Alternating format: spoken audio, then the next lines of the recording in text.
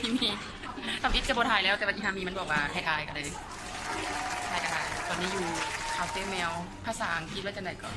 Le Catitude Cafe อยู่แถวซินเตอร์พอยต์สีหอมใกล้ๆนี่แหละ Actually I'm not a cat person I'm more like a dog person แต่ว่ามันก็น่ารักดีนี่มันบอกเป็น animal person มึงให้เราเป็น animal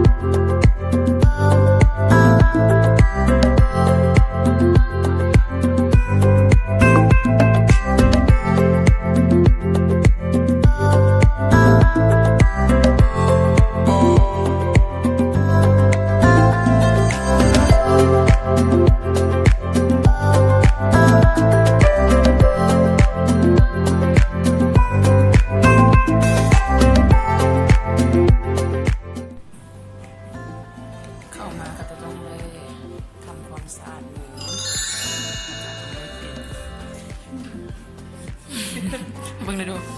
เบิ่งนะเอาพวกมาเบิ่งดูการในการที่มาห้ามเนาะก็เจ้าจะแม่นแบบว่าเขาจะบ่มีค่าเข้ามานั่งเบิ่งสมัยก็ได้มีพาสเวิร์ดให้ดินอีกแล้วก็แต่ว่าต้องสั่งอาหารเนาะก็คือว่าอย่างต่ำแม่นต้องแนวละ1อย่างก็คือ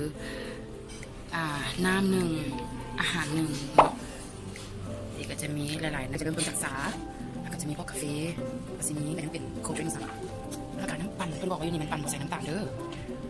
แล้วก็จะมีเป็นพวกของหวานกินเล่นต่างๆอยู่นี่ก็จะมีสมูทตี้เนาะ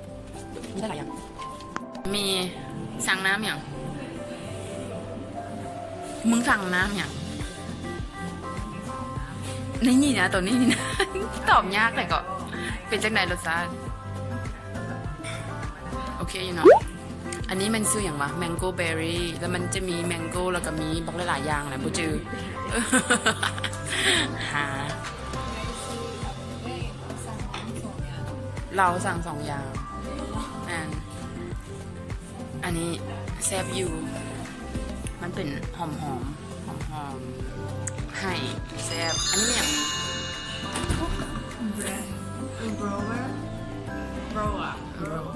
แรงมึงใส่มันมีคำว่าของแมวอ่านมาดูกูเห็นมีฟินซ้ำนี่ดิคำว่ามันอย่าง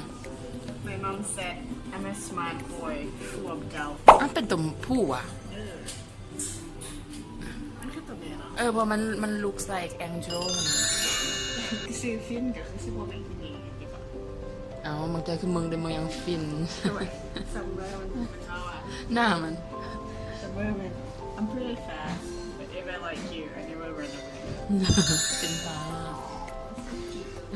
อยู่ในเข้ามากับสีมีกฎระเบียบเราคือทางหัวใจจะทำใส่แล้วก็กลิ่นน้ำมันกับแบบว่าต้องไปคมหิ่งเมื่อไหร่นะต้องไปอุ้มลูกได้อยู่แต่ว่ามันจะมีอันนี้คือแบล็คลิสต์อันจะผ่านมันไม่ได้เนาะคืองูสลายซัดขนาดหมาคือกันมันจะมีประวัติที่ว่ามันจะรู้สึกอินสเคิลที่ว่ารู้สึกโพสิทีฟนะไปจับตื่นเต้นมากแล้วก็เวลากินนอนพักผ่อนมันบ่ให้ไปยุ่งแล้วก็พวกให้เอาอาหารที่ว่าเขาสั่งของเขาเองให้แต่ว่าเราจะมีอาหารของเราคือนี่ขนมเมียวแต่ลองเพิ่ม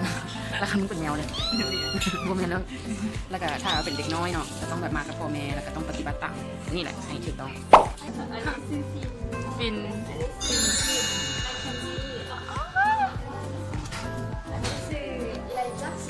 ซื้ออย่างก่อนอะไรจ๊ะเดี๋ยวก็คือซัมเมอร์ตัวฮะนอนนี้ทั้งรุ่มเหมือนเราบักนอนตัวนี้ซื้อคราวตัวนั้นตัวที่นอนที่ผ่าที่เปรย์นะซื้อเปเปอร์ตัวนั้นก็หากันละย่างไปซื้อเฮอร์ชี่บทสนแล้วตอนนี้สนใจคราว เกิน แต่ตัวนี้ซื้อที่นอนมีในคอนโดซื้อ ว้ามีนอนในคอนโดอีก อันนี้เป็นคอนโดเลยอันนั้นซื้อโดดอแล้วนอนมีตังค์แล้วซื้อจับจ่าย โดยมันบ่มีแบบเป็นปึ้มแคตตาล็อกไปเลยเนาะมีว่าขอบคุณนายเดย์ แต่กูจะไปหาอีไลจ้ะ อะไรจ๊ะ อีไล ฟินฟินเลยเนาะน่ะนะฟินโดยนี่มันมีแคทวิน่าฮ่า ลองแมวคนนกเป็นแค่ตลอด ตอนมันขายมาเเด้อันนี้คือแบบพันธุ์ที่เขาเคยเห็นวินเทอร์ วินเทอร์สมัย อ๋อมักตัวนี้นะแมคเคนซี่เดมี cat language ก็คือกันกับอัน dog language คล้ายๆกัน คิดว่า โดยขอบใจ ตัวพี่เป็นตัวพี่ตัวใหญ่เลย โดยขอบใจอู้เดก็สิมี อุ้ย มี astrology อีก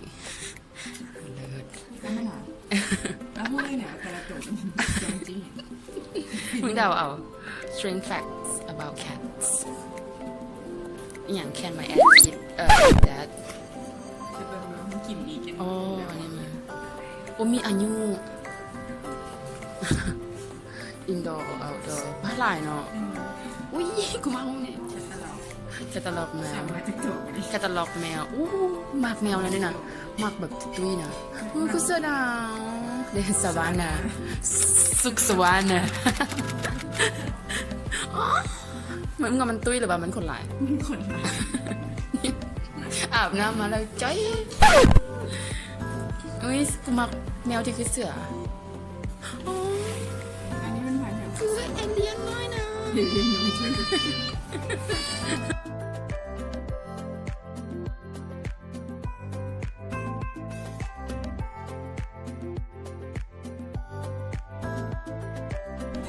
นี่มีแบบ you're so cute ตอบกับคุณมา you're not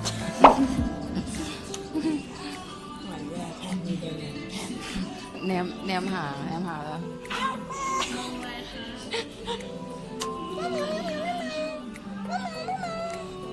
อุ้งมือเห็นนะเนาะมักเบิ่งอุ้งมือแมวนะขนาด นี่มันสนิทกับคนหลายคนหมดวะตัวนี้มันสนิทกับคนหลายคนหมด จริงๆตัวนี้แน่ใจแมวมันคือกันทั้งตัวนะ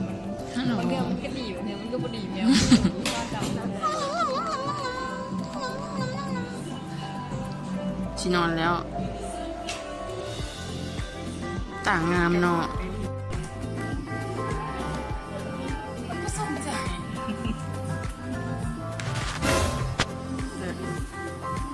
นานแบบว่าเวลาจับมือเราย้ายมาก่อนฉันไม่สนใจแล้วผู้เล่นนำคนคือตอนนี้น่ะนวดลูกนวด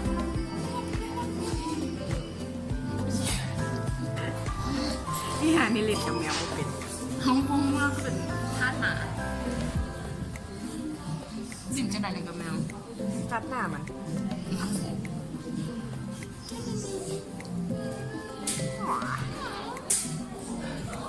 หน้ามันนะมิ้มได้ปากกาลังไม่เหนียวเฮ้ยหนาคือตะเสือน้อยเลย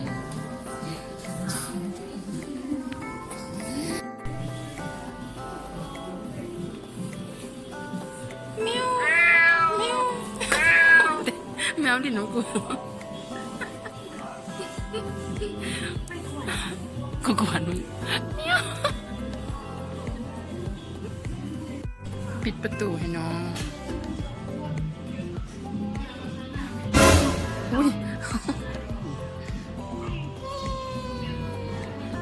อุ้ยนี่ลองอุ้มดูอุ้มได้ปะ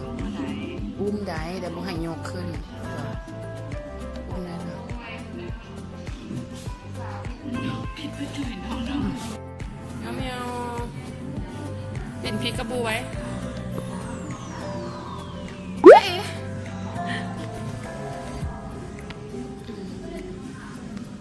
ฮัลโหล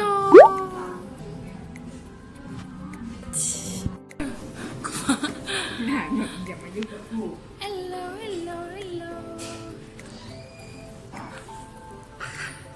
แล้วก็แบบมึงสิไปหรือบ่ไป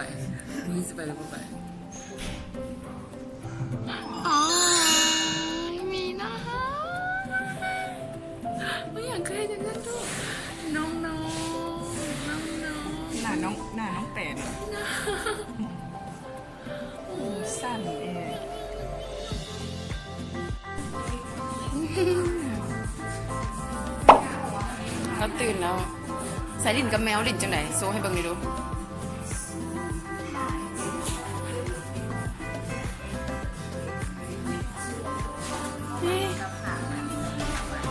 มึงลิ้นกับพิษโตแล้วแมวมันตัวสีขาว อันนี้แมวปลอมแมวแท้ตัวสีขาวพุ่นนะตัวนี้แมว ให้สัว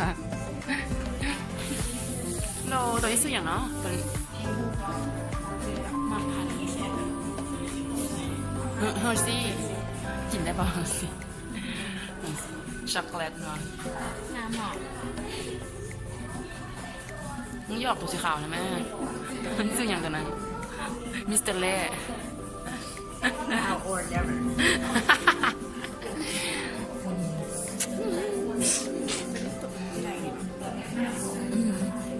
ใหญ่ป่ะว่าคนตัวเบิ่งแบบหนึ่งนะแมวก็เป็นแบบเอาใจใส่ตัวเองเนาะคือเกิร์ลเฟรนด์นะคือคล้ายๆกับว่าตอนไหนกูอยากได้ attention กูต้องได้เดี๋ยวนี้แต่ว่าตอนที่ว่ากูบ่อยากได้แล้วบ่ต้องมายุ่งกับกูใช่ไหมมึงมักอีหยังที่สุดมักย้อนหยัง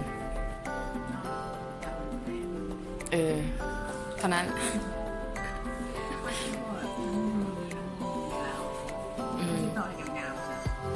ต่อแบบตัวตนมึงซะ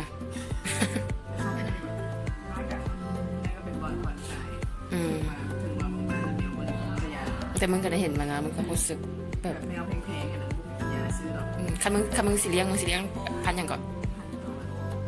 สับจัน ย้อนเหตุผลย้อน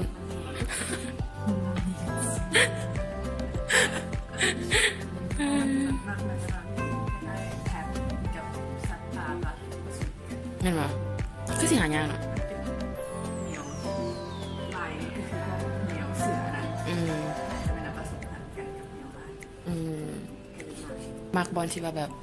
เฮาจับแมวจับอย่างไรบ่ได้แบบมันมีกฎนะเพราะว่าคันสมมุติว่ามันมาแล้วมันมาเป็นเอนเตอร์เทนเนอร์มันก็เฮาก็คือสิอีตนมันเนาะขนาดจำนี่มันก็ยังแบบบางตัวก็ยังย่างหนีคนแล้วนะมันก็แบบอยากมีเวลาส่วนตัวของมันนี่เป็น เป็นมุมที่แมวมานอนน้ำก็โอเคอยู่แม่นบ่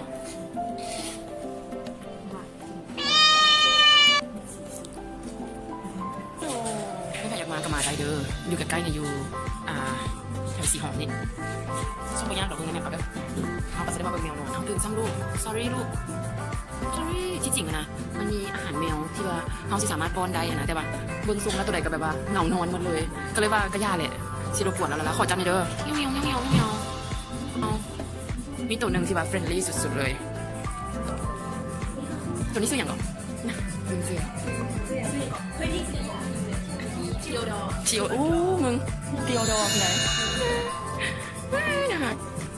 มักแมวปะตัวนี้เฟรนลี่กับหมูเนาะแล้วลิ้นเนาะไม่หรอได้ตัวอื่นนอนเลยชุ่มดังลูก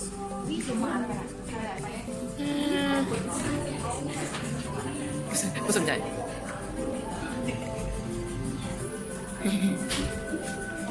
ไม่ไปลูก